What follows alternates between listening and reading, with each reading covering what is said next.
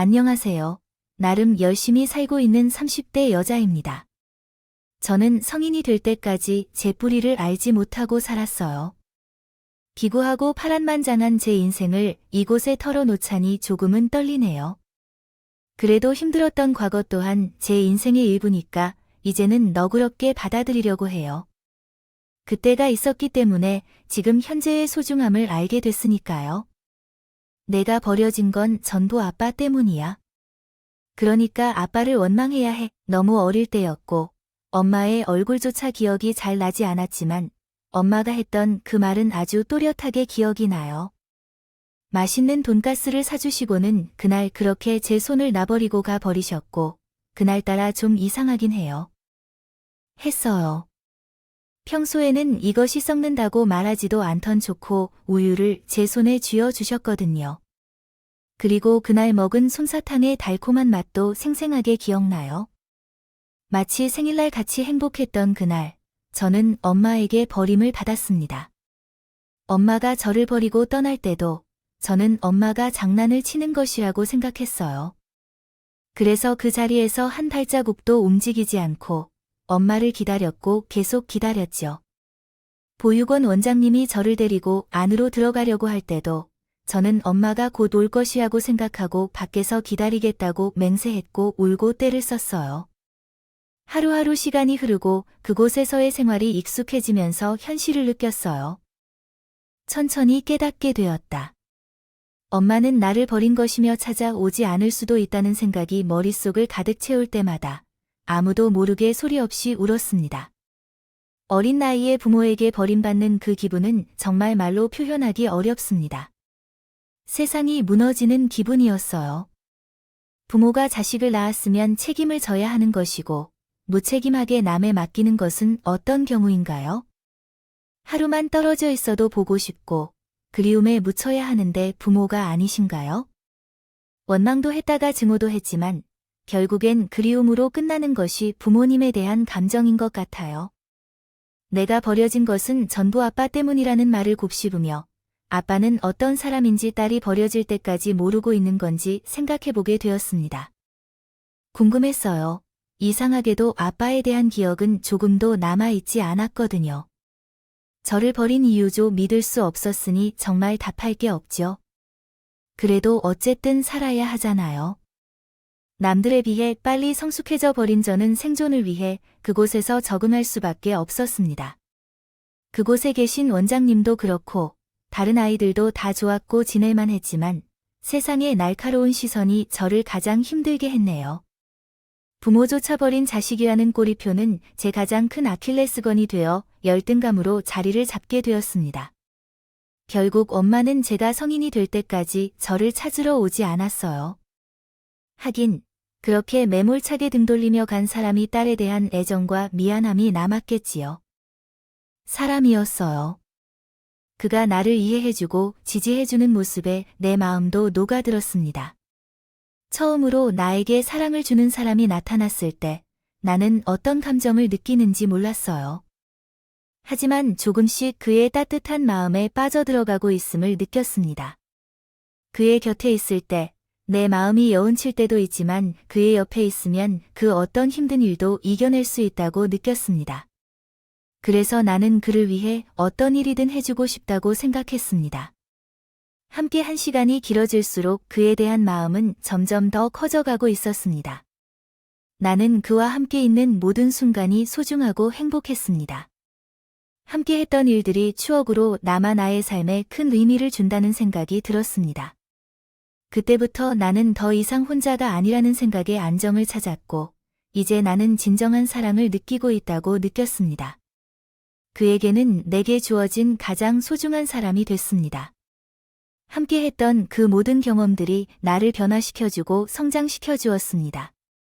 나는 이러한 경험을 통해 사랑이 얼마나 큰 힘이 되는지 깨달았습니다. 이제 나는 사랑하는 것이 얼마나 소중한지 알게 되었고 그 소중함을 영원히 간직하고 싶습니다. 사람이었어요. 나와 같은 것을 좋아해주는 사람이 있다는 것이 너무 설레고 벅차서 마음에 들었어요. 그 사람에게 단기간에 사랑에 빠졌죠. 그 사람의 한마디가 제 마음을 완전히 사로잡았어요. 내가 너의 유일한 편이 되어 줄게. 외롭게 살던 저에게 진정한 사랑이 찾아온 거라 믿었고, 독립 후 오갈 데가 없었던 저는 그 남자와 살림을 합쳐 살기 시작했어요. 지금 생각해보면 너무 마음을 쉽게 주어 버렸던 것 같기도 하지만, 그때는 누구든지 제 곁에 있어 주길 바랐어요. 부족해도 좋고 모자라도 좋으니 나 하나만 바라봐 줄 수 있는 남자라면 충분히 만족하며 살 수 있을 것이라 생각했어요. 홀로 독립을 하는 것이 무서웠던 저는 그 남자와 결혼 생활을 시작했고요. 순탄한 삶을 살길 바랐습니다. 하지만 한 번 꼬인 삶은 쉽게 풀리지 않았어요. 처음에는 다정하고 잘 대해주던 그 남자는 조금씩 변해왔어요. 약 3개월이 지난 쯤 그의 본색을 드러내기 시작했습니다. 돈을 벌어오라고 시켰다가 나중에는 독립할 때 받은 지원금도 모두 가져가 버리고 착취하기까지 했죠. 그리고 본인은 몸을 다쳤다며 휴식이 필요하다는 핑계로 집에만 머무르며 게임만 하고 있었습니다. 일하고 집에 돌아오면 좁아진 방 한 칸의 담배와 술 냄새로 어지러운 방 안 풍경까지 보이더군요. 그럼에도 불구하고 참아왔지만 그 사람은 마치 밑 빠진 처지였습니다. 독처럼 돈을 쓰고도 한참 부족하다고 불평만 하는 사람이었나요? 항상 돈에 대해 타령을 해 왜 오늘은 컵라면만 먹었어요? 돈이 없어서예요. 집에 먹을 게 없고 어제 장을 봤잖아요. 그리고 배달음식 시키라고 돈도 줬어요. 몇 푸 딴 것도 사 먹으라고 몇 분이나 챙겨 먹으라고 했는데 나한테 있는 돈 전부 다 줬잖아요. 왜 항상 돈이 모자라는 건데요? 몰라요. 그걸 내가 어떻게 알아? 아끼면서도 돈이 부족해서 어쩌죠? 너 설마 또 도박을 한 거야? 내가 왜 도박을 해? 절대 안 했다고 했잖아. 갖고 있던 돈 모두 날리고. 난 돈을 아끼려고 했는데 소중한 돈 한순간에 다 써버렸어요. 솔직히 말해, 다 거트셨지. 이번에도 제발 좀 하지 말라고. 넥스트 제발. 넥스트 전문가를 한번 불러보세요. 돈 내면 뭘 하나 기가 막히네. 좀 더 큰 돈으로 돈 받아도 모든 걸 내어주는 너 자신으로 대답해선 안 되는 것을 듣고 있네. 나는 자기가 해결할게.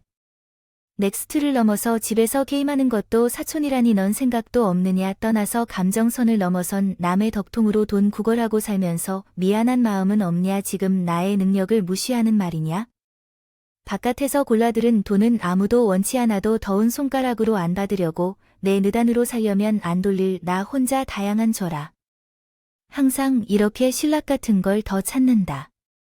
진짜 살아가려면 사람답게 살고 싶어 하면 너와 함께 사는 것인데 요즘 내 마음이야. 지금 내게 말에 함께 있으면서도 계속 지옥으로 끌어넣어 고통스럽게 만들기만 해. 내가 많은 것을 바라지도 않았잖아. 내게 이해를 좀 해줘. 최근 내가 얼마나 외로운지 알아? 같이 살면서도 혼자 있는 것처럼 느끼는 그 기분을 알잖아. 아니 그 동물 같은 외로움 이야기 좀 그만해. 질려 죽을 뻔해. 그래서 부모 없는 사람은 안 된다는 거야? 어디도 가고 싶은 곳이 없다. 고해서 받아주면서도 고마워할 줄 모르고 잔소리만 하는 거 보니 당신도 이제 배가 부른 것 같네. 언젠가 나만 옆에 있어 줘도 감사한다 하던 그 말도 잊을 때야. 얼굴도 능력도 별로 없고 심지어 가정교육조차 받을 기회도 없는 여자에게 왜 감싸줘야 할 이유가 있는 거야? 하지만 나는 너를 좋아하고 리스펙트해서 받아주었던데 지금은 내가 기생충 취급 당하고 있다. 너는 누구냐? 나를 무시하고 있는 거야? 내게는 부모가 있고 가정교육도 받았어. 너보다 더 나은 삶을 살고 있어. 부모에게 버려진 삶보다 내가 훨씬 나은 걸 부모가 하나인 게 자랑스러워. 부럽다고? 그렇게 자랑스러운 삶이라면 더 나은 길을 찾길 바래. 만약 부모 없는 환경에서 타인을 이용해 돈을 벌어 사는 게 꽤 괜찮은 삶처럼 보이더라. 너희 얘긴 다 들었어. 경고하고 싶은데 내가 화나게 하지 마. 단지 몇 푼으로 내 집안의 가장이 된 것처럼 굴만하지 말고. 정말로 내 와이프가 된 것 같은데. 그러지. 지금 내가 주제를 파악하지 못한 것 같은데. 너는 지금 이렇게 살고 있는 것에도 감사해야 하는 거야? 고아나 주제 사람처럼 살고 있는 것이 어디 쉬운 줄 알아? 내가 지금 뭐 때문이라고 생각하고 있는 거야? 솔직히 좀 웃기네. 이래서 검은 머리 짐승은 거두는 게 아니라고 하더니 고분고분 말 잘 듣던 애가 왜 이렇게 못난 모습을 보이는지야 요즘 널 보면 어떤 생각까지 드는지 알아? 다 때려치우고 혼자 살고 싶다는 마음이 굴뚝 같아. 너 당장 버리고 싶다고?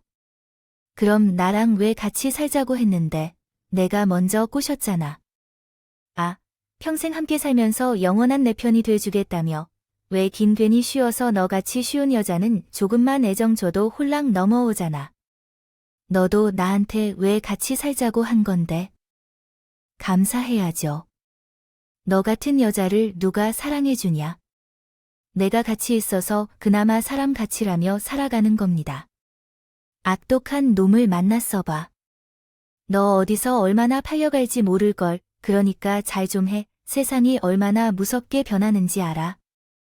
나는 울타리가 있어서 그나마 안전하게 살아가는 거죠. 명심해라. 알아서 순순히 말씀하라고.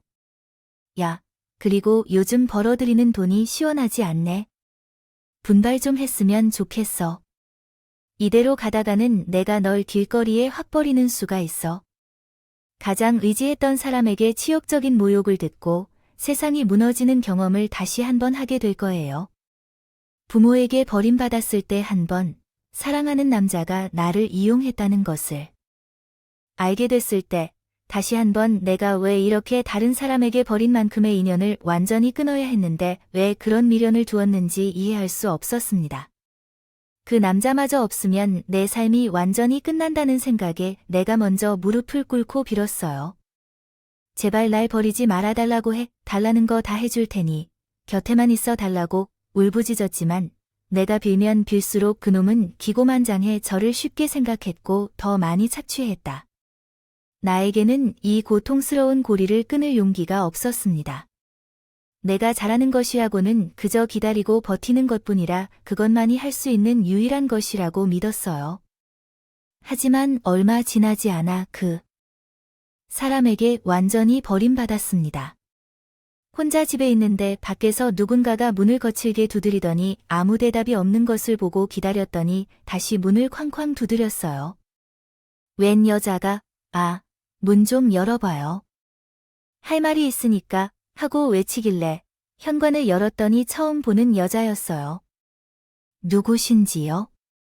우리 그이가 마음이 약해서 직접 말을 못하겠다고 해서 제가 직접 왔어요. 이제 좀 비켜주실래요? 라고 하니 네, 비켜주세요. 라고 대답했어요. 지금 여기서 죽치고 있어 봤자 달라지는 건 아무것도 없어요. 그 사람은 지금 어디 있나요? 찾아서 뭐 하겠어요? 둘은 이미 끝난 사이라고요. 아니에요. 뭘 잘못 알고 있나 봐요. 끝난 적 없어요. 네네. 그러시나요? 그래서 제가 왔거든요. 아무튼 그 사람은 이제 저와 함께 여기서 살아야 하니까 나가주세요. 계속해서 버티면 죽어서 침입으로 신고할 거니까 그런 줄 아세요. 그쪽은 저를 내쫓을 권리가 없어요. 그리고 당신이 누구냐고 나한테 나가라고 말하냐며 따지면서 보면 내가 본 적 없고 그쪽이 불륜인데 왜 그쪽 말을 들어야 하지? 경고하고 있는데 우리 그이랑 당장 헤어져요. 그쪽이 먼저 꼬리를 친 거 다 알아요. 어이가 없네. 둘 다 혼인신고도 안 했다면서요. 결혼식도 안 올렸다며 무슨 근거로 그쪽이 본차라는 거야? 우리 그이가 그렇게 말한다고 해도 같이 사는 여자가 집착이 너무 심해서 탈출하고 싶다고 제발 좀 저를 살려달라 해요. 이제 더 이상 당신 얼굴 마주하기도 싫어요. 얼마나 많이 시달렸으면서도 제게 대신 전해달라고 했을 거예요. 남자에게 집착하는 여자의 매력이 없다는 걸 알아요. 지금부터 정확히 1시간만 주세요. 그 시간 동안 짐을 정리하고 나가야 해요. 아니면 경찰을 불러야 할 거니까 곧바로 짐을 싸세요. 말도 안 된다고 생각했지만 버티고 버텨봤지만 소용이 없었어요. 결국에는 그 사람이 나타나서 손수로 죄를 내쫓더라도 제 등을 떠밀고 뒷덜미를 잡고 티셔츠가 찢어질 때까지 끌어내어 문 밖으로 밀쳤습니다. 정말 치욕스럽고 결국에는 제가 돈도 없이 기댈 곳이 없이 쫓겨나 정차 없이 거리를 맴돌고 있어요. 아무리 매달려서 사정을 헤아려 봐도 소용이 없습니다. 그 사람은 나를 사랑한 적도 없었고 이제는 내가 없는 삶을 살고 싶다며 놓아달라고 해요. 그 말을 듣고 나는 지난 시간이 너무 허무하다는 생각이 들었어요. 하루는 찜질방에서 자고 또 다른 날은 목욕탕에서 자며 정말로 노숙자가 따로 없었네요. 혼자 사는 삶은 어찌나 두려웠는지 모르겠지만 억지로 버텨보니 또 무심했어요. 이제는 아무도 믿지 않고 홀로서기를 해보자고 다짐하며 제대로 된 일자리를 찾아봐야겠다는 생각이 들었어요. 그렇게 알아보다가 한 신발 공장에 이력서를 제출하게 됐습니다. 이미 이력서를 여러 군데에 제출했었기 때문에 그쪽에서 연락이 왔을 때도 내가 그곳에 이력서를 제출한 것을 기억했습니다. 헷갈리지만 이력서를 제출한 다음 날에 바로 면접을 보러 오라는 연락을 받았어요.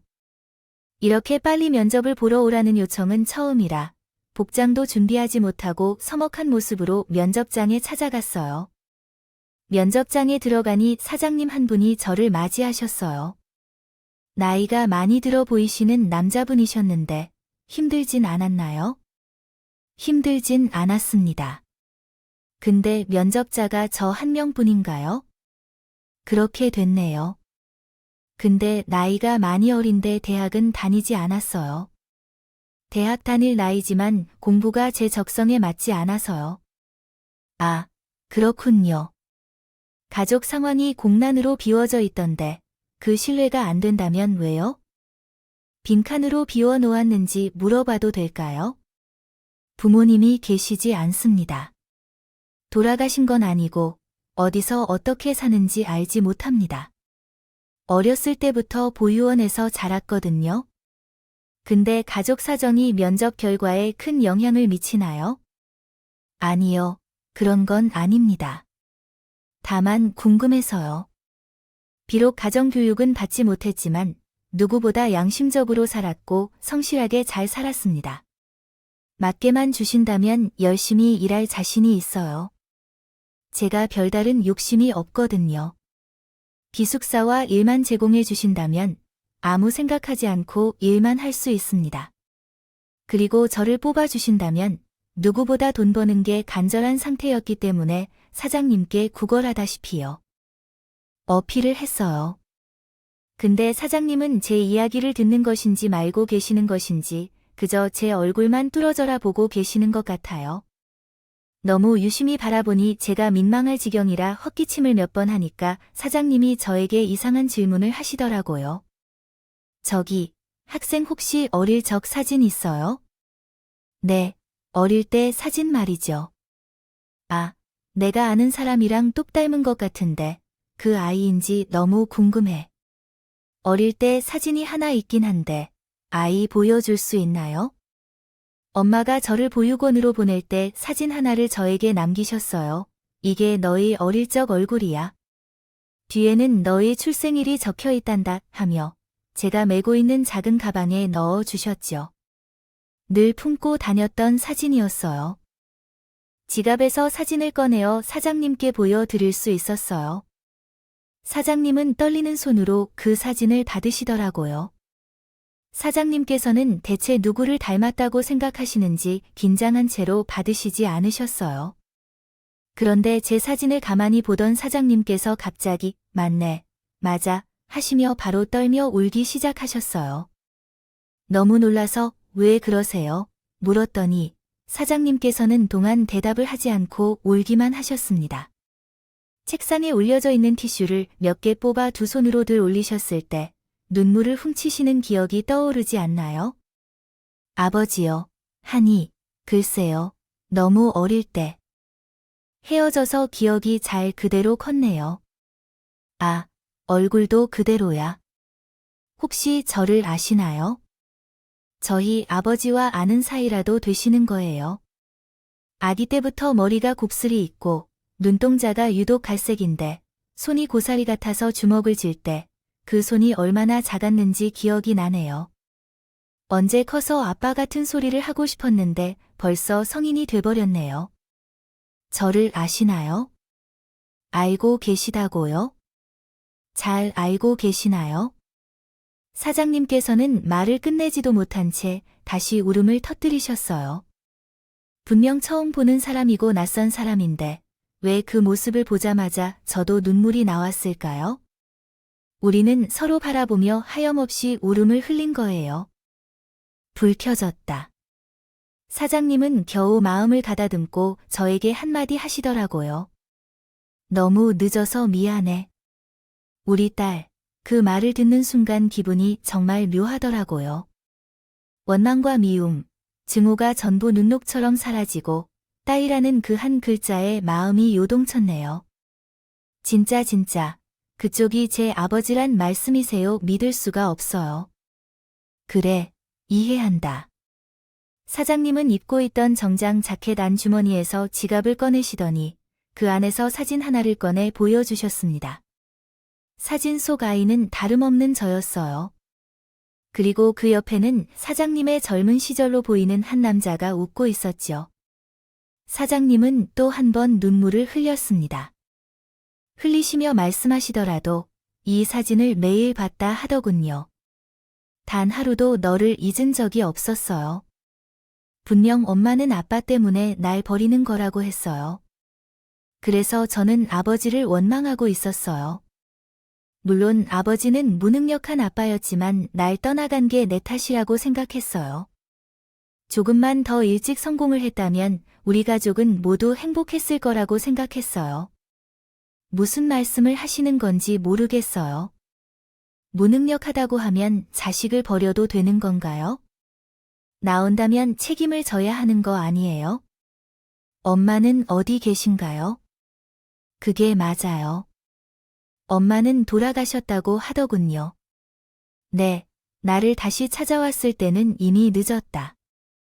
제가 항상 궁금했던 것은 왜 제가 엄마와 아빠를 만나보지 못했는지, 왜 저를 버리게 된 것인지, 왜 한 번도 저에게 연락이 없었는지에 대해 납득할 만한 설명을 좀 해주실 수 있을까요? 엄마와는 헤어졌고, 쟤를 낳고 이별했던 것으로 알고 있어요. 엄마는 새 가족을 만들었고, 결국 다른 남자와 만나기 시작했다는 이야기를 들었어요. 제게 전 감춰왔던 사실이라고 고백했죠. 그 사실을 받아들이기 어려워서 엄마를 용서할 수 없었고, 결국 이혼하게 되었어요. 하지만 엄마가 말했던 헤어지면 그만은 약속을 지켰지만 직접 키워온 제게는 그 사람을 잊기가 너무 어려워요. 없었던 거라서 아내에게 연락을 하려 했는데 몇 번 시도했지만 그 사람이 받아주지 않았다고 한다. 아버지가 아무렴 그쪽이 친딸인데 나보다 더 잘 키워줄 거라고 생각하며 스스로 포기했던 거야. 그렇게 혼자 마음을 정리했지만 그 긴 세월 동안 연락조차 없던 거야. 엄마가 나한테 나타나서 한다는 소리가 그 딸이 내 딸이 맞다고 했대. 나랑 완전히 인연을 끊고 싶어서 거짓말을 한 거래. 그게 말이 되나요? 다른 남자에게 푹 빠져서 딸의 생모가 거짓말을 한다는 게 처음엔 엄마도 그놈의 친자인 걸 확신했다고 하더라. 하지만 키우면서 나를 닮아가는 모습에 많이 당황했던 거겠지. 뒤늦게라도 나에게 보냈으면 됐을 것을 엄마는 나를 많이 미웠다. 내가 하던 사업이 망하고 빚을 잃었을 때 능력 없는 남편만 있는 것이 후회가 되어서 모든 것을 내 탓으로 돌린다면서 나도 그 사람을 망쳤어. 아무리 힘들어도 같이 이겨내는 것이 부부라고 생각했는데 다른 사람을 만나서 딸까지 빼앗아갔을 때 억장이 무너지는 것 같았다. 그 이후로 나도 참 힘든 삶을 살았어. 그래도 나와 같은 사람을 만나서 고통만 겪었던 사람이었지만 나중에는 불쌍하기까지 했지만 다시 만나서 진실을 밝히는 순간에 나는 그의 엄마를 도무지 용서할 수 없을 것 같았다. 나는 지금도 그 사람을 용서하지 않는다. 대체 왜 나를 버렸는지 알 수가 없었다.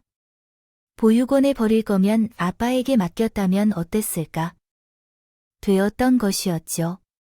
그 남자와는 거의 살지도 못했는데 헤어졌을 때처럼 보였는데, 그 사이에 엄마는 다른 남자와 사귄 새로운 남자가 생겼고, 자식의 존재를 드러내기 싫어서 너를 보육원에 맡겼던 거야.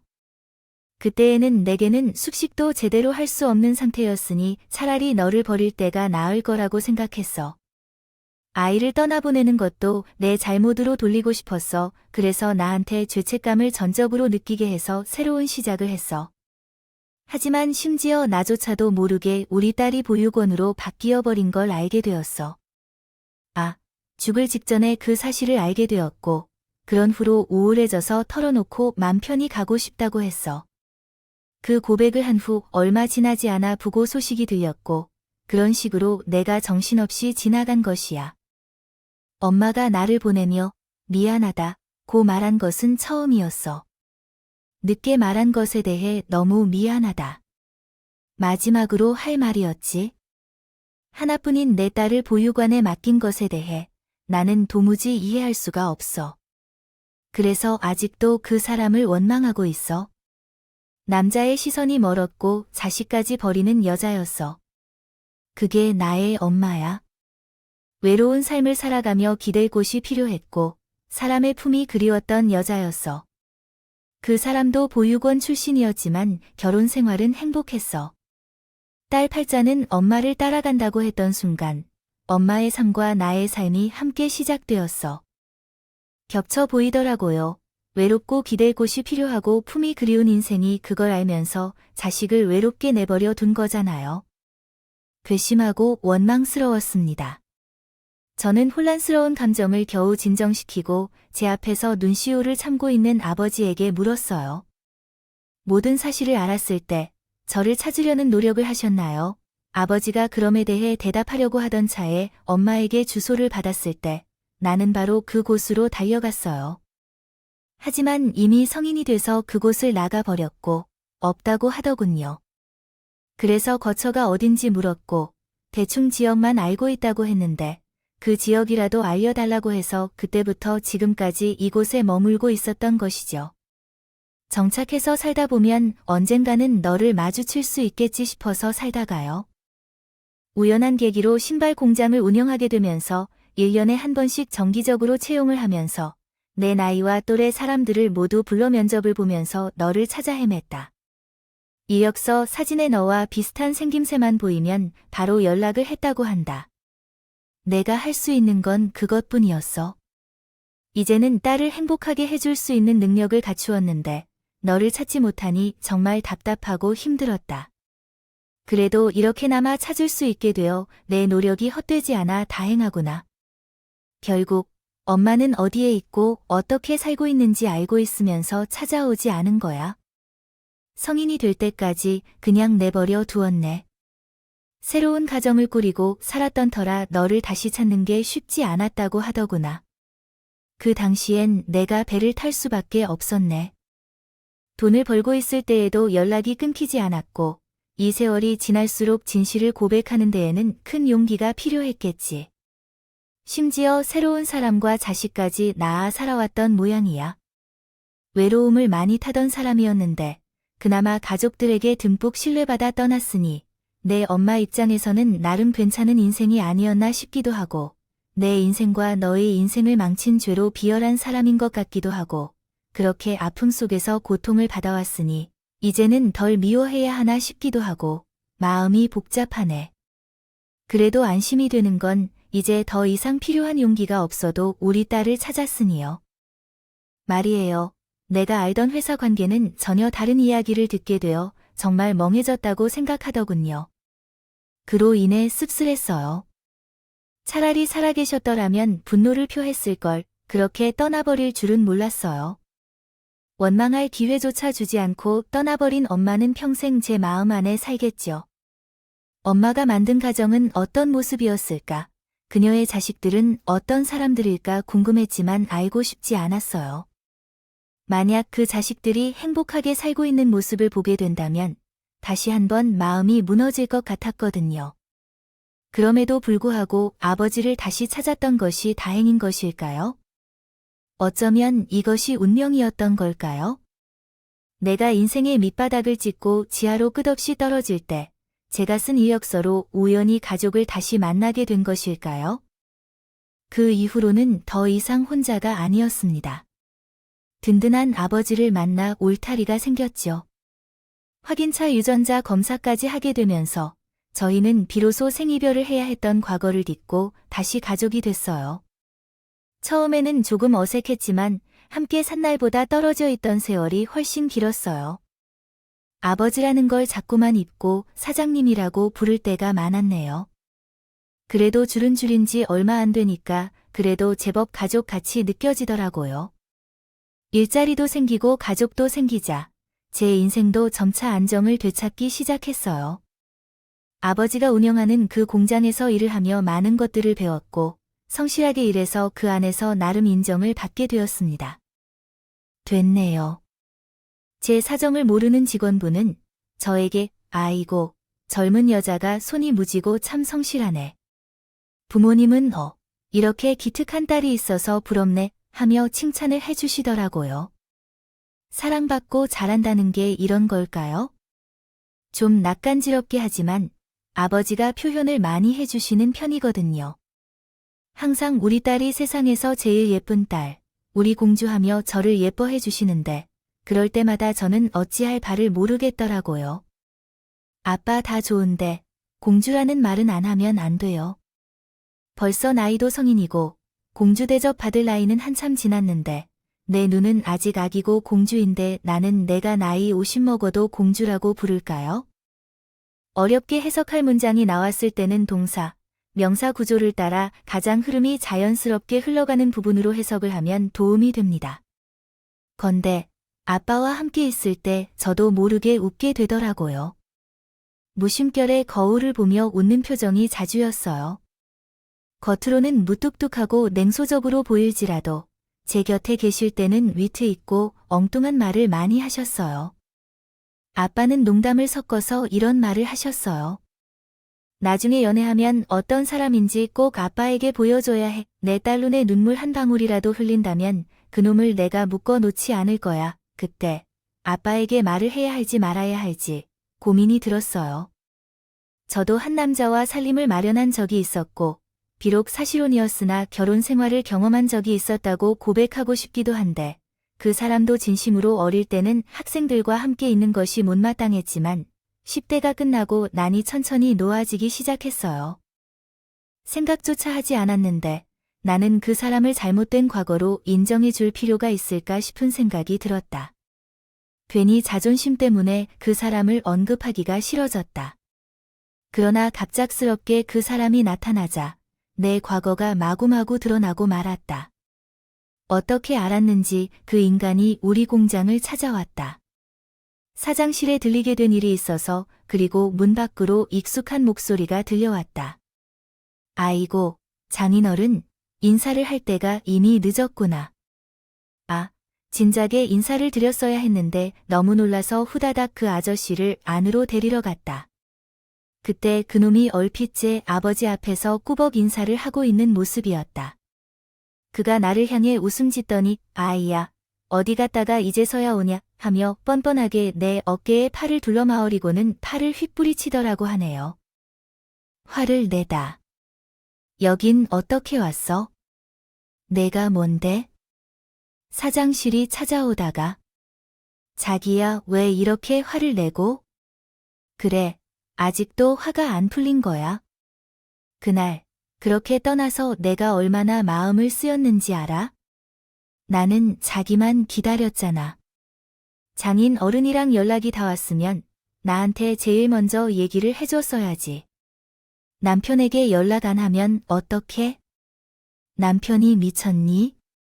나를 길거리에 내쫓을 때는 언제든지 할 수 있던데 왜 이제 와서 남편이라. 아이 부부싸움 한 번 한 거 가지고 아직도 삐져 있는 거야? 자기야, 내가 잘못했어. 아, 부부끼리 다툼 수도 있는 거고 가출할 수도 있는 거지. 내가 다 이해할게. 아, 그러니까 우리 집에 돌아와. 우리 예전처럼 잘 지낼 수. 귀가 막히고 어이가 없었어요. 게임에 도박에, 여자애, 사람 속으로 뒤집히는 짓은 죄다 하더니 이제 와서 돈 냄새를 맡고 제게 찾아온 거잖아요. 그놈은 또다시 우리 아빠 앞에서 삽살개 마냥 꼬리를 흔들며 아부를 떨더라고요. 아, 장인어른, 제가 말입니다. 우리 지호가 고아원에서 처음 나와서 외롭고 힘들 때 지호는 제 옆에 있었습니다. 우리 지호는 누가 뭐래도 제 가족입니다. 서로 유일한 내 편이 되자고 약속하고 단칸방에서 결혼 생활을 시작했습니다. 그때부터 지금까지 저는 쭉 지호밖에 없었어요.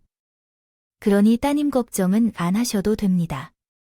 제만 믿고 지호를 맡겨주시면 돼요. 비록 우리 지호가 변덕이 심하고 화가 많아서 저를 속상하게 할 때가 많지만 저는 언제나 지호를 기다리고 있었습니다.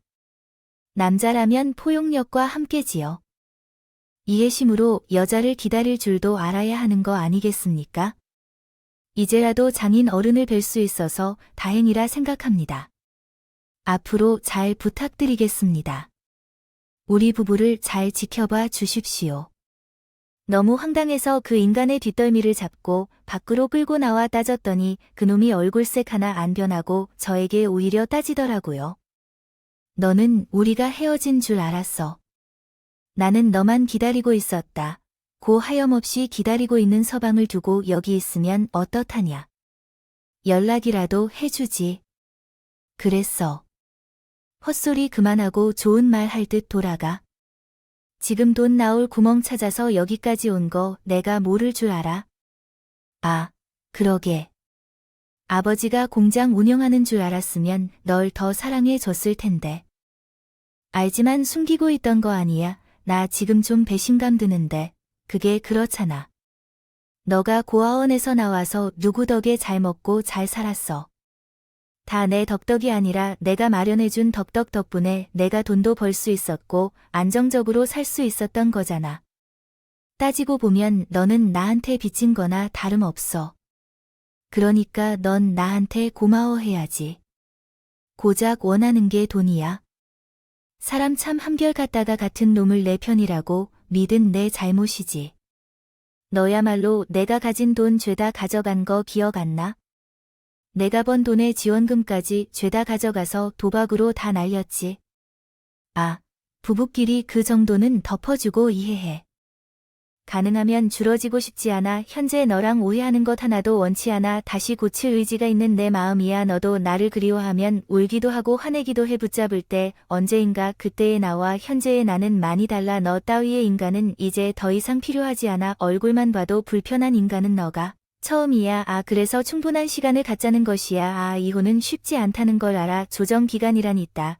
그동안 나는 장인어른 작업을 도와주고 싶어. 아, 그것만 해도 좋아. 아빠 앞에서 울면서 과거에 대해 진실하게 말했어.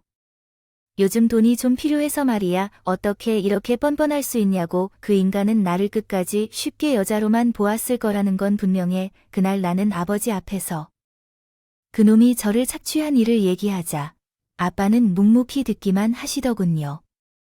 그리고 결국 이렇게 말씀하셨습니다. 내일 당장 그놈한테 공장에 좀 오라고 해라. 그때까지만 해도 아무런 징후도 알 수 없었어요. 그 인간은 장인어른이 부르시다 신나서 공장에 일찍 도착해 있었어요. 아빠는 그놈에게 다양한 소일거리를 시키기 시작했고 나중에는 무거운 물건을 드는 일이나 포대자루를 들고 이동하는 등 힘들고 고된 업무를 주로 시켰습니다. 그놈에게 잔업을 시키고 주말에도 근무하라고 시켰는데 정말 웃긴 건 그 사람이 알고 보니 아가 인정을 받고 있다고 포장을 해버린다는 거예요. 그리고 그놈은 다시 저에게 노골적으로 다가왔습니다. 우리 다시 시작하자. 내가 너의 소중함을 몰랐던 것 같아서 진심으로 미안하다. 진정한 사랑을 깨닫는 것은 늦을 때도 있단 말이 있잖아. 지금은 제대로 된 일을 하며 존중받는다. 너를 위해 좋은 남편이 되겠다. 더 이상 도박도 안 하고 여자 문제에 휩싸이지 않을 거야. 한 번만 더 신뢰해 줄래? 대답 없이 꽃다발을 가져오는 구약 작전을 펼쳐도 변했다고 믿으려고 하지는 않을 거야. 예전에 친절한 그 모습이 돌아온다 해도 마음이 흔들릴 일은 없을걸. 그러나 시작하더라도 시간이 얼마 지나지 않아 그 사람은 본성을 드러내기 시작했습니다. 어느 날 그 사람이 용기를 내며 사장실로 찾아와서는 우리 아버지께 대들었고 외쳤습니다. 장인님, 왜 임금을 주지 않는 건가요? 여기서 뼈를 갈고 일했습니다. 다른 직원들은 이미 월급을 받았는데 왜 나만 돈을 주지 않는 건가요? 아무리 가족이라고 해도 이게 너무하지 않습니까? 내가 자네를 고용한 적이 있었나요? 고용했다면 나를 해고하거나 무거운 일을 시키지 않았나요?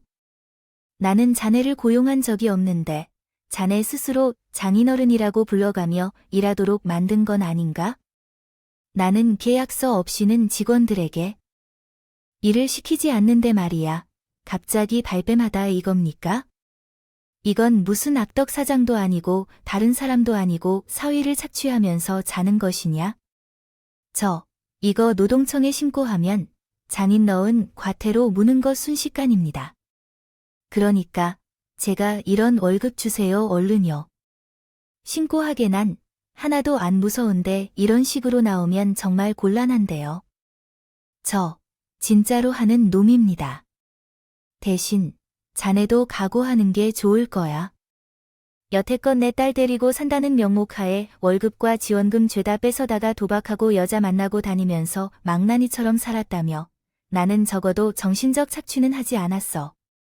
어디 한번 신고해봐. 나도 자네를 신고할 테니 증거는 자고. 넘치니까 제가 무슨 착취를 했다고 그러십니까? 저와 같이 산 것은 지호의 선택이었어요. 우리 서로 사랑했다고 그래요. 선택이었겠지만 정신적으로 외롭고 힘든 애를 꼬셔서 착취를 한 건 자네 잘못이지. 우리 서로 법적으로 한번 싸워보는 건 어떻겠습니까? 나야말로 한다면 하는 사람이거든. 이미 훌륭한 변호사도 몇 명 알아. 그리고 자네, 그 짧은 시간 동안 공장에 있던 물품 일부를 횡령했다더군요. 횡령죄가 합해지면 아마 꽤 곤란할 텐데 감당할 수 있겠어요? 지금 협박하시는 건가요? 돈 좀 있다고 저를 무시하는 건가요? 그래요. 내가 가진 건 돈밖에 없네. 그 돈으로 우리 딸을 지킬 수밖에 없어요. 자네를 지킬 수 있는 방법을 알아야겠네요. 지금 협박하고 있는 겁니다. 전 억울합니다. 억울하다면 법적으로 대응할 수 있겠지만 자네가 생각해도 승산이 없으니 이렇게 계속 진행하는 것이 좋겠군요. 그리고 다시는 내 딸 앞에 나타나지 말아주시고 결혼 생활에 대해 협박하는 것은 그만두시는 게 좋을 것 같아요. 내 딸의 삶에 개입하면 내가 가만히 있을 수 없어요. 임금이 밀려있으면 주셔야 하죠. 돈이 없다면 내 딸을 이용해 착취한 금액을 돌려주셔야 하고 시급을 계산해서 정당하게 처리해야 합니다. 그러나 제가 그럴 돈을 가지고 있지 않습니다. 먹고 사는데도 어려움이 있어요. 아이 장인어른, 이런 방식으로 말씀하지 마시는 게 좋겠습니다. 불쌍한 사람에게 기회를 한번 줘보려고요. 생각하고 받으시면 안 되겠습니까?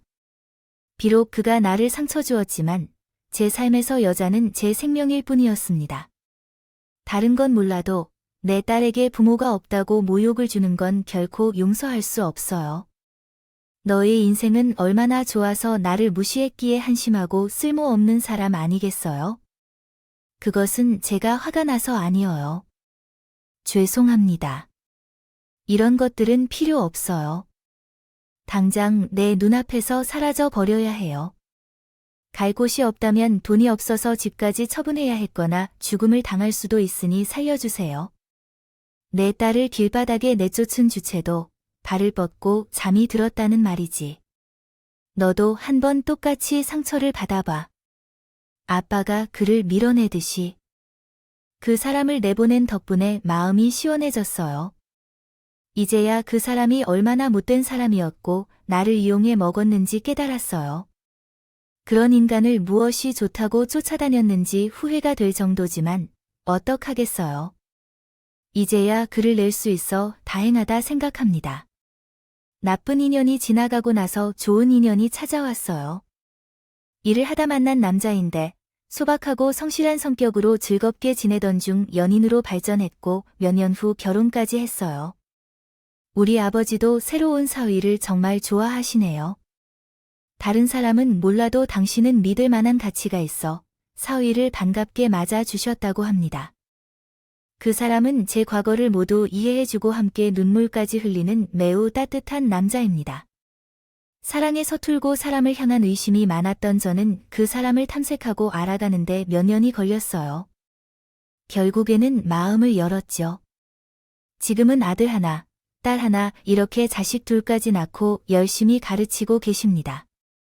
그리고 아빠의 신발 공장을 물려받았네요. 아빠와 저는 여전히 가까운 곳에 살면서 수시로 왕래를 하고 있습니다. 손주를 자주 보고 싶으신지 자주 연락이 오시더라고요. 저희 아이들에게는 최고의 할아버지가 되어 주시고 계십니다. 매주 주말마다 놀이동산이나 캠핑, 바닷가까지 저희 아빠가 아이들을 케어해 주셔서 감사합니다. 덕분에 주말에 남편과 함께 데이트를 할 수 있는 기회가 생겼어요. 항상 감사드리고 싶어요.